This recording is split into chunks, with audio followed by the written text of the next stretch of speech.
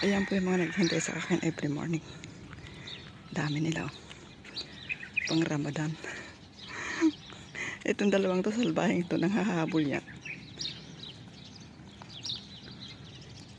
Gugulat ako, baka bigla kong habulin. Kaya mag-inang yan lang nanghahabol yan. Salbahe yan. Araw-araw ko naman sila binibigyan. Ngayon lang ako walang ano. Ayun, tumayo na.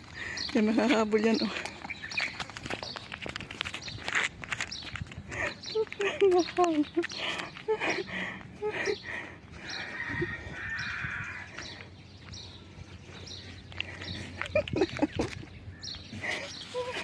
Salbay ka.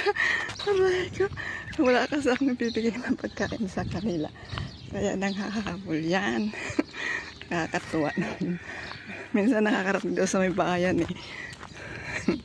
Lalo na pag nagkumukha ng mga estudyante. So tingnan nyo yan oh. Yan, palaki na ng palaki yung ating mga mango.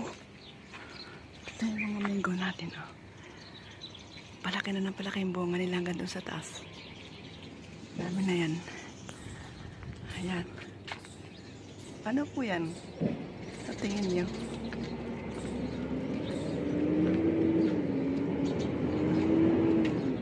Ayan.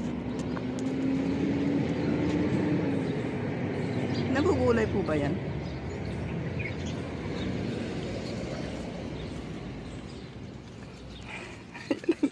Ayan na yung dalawang kambing ko. Nakakaasar, nakahabol talaga.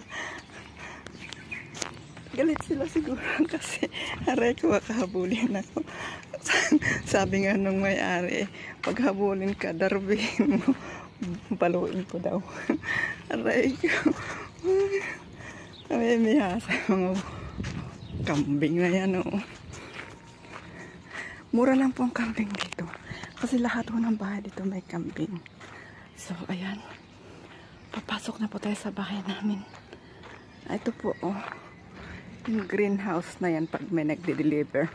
Kasi mahihirapan ho silang hanapin itong bahay namin. Ito kasi marami hong, lahat ho kasi ng kapatid ng amo ko halos magkapare-pareho po ang design ng bahay. So, ang sinasabi ko lang po itong bahay ng neighbor nila. Yung bahay na yan nasa harapan, sabi ko greenhouse ba yan o blue? So I don't know pati nung kulay yan. And, pati kulay nakalimutan ko na. Ay, hiningal po ako. Makambing na yan. Aray ko, tingnan nyo po oh.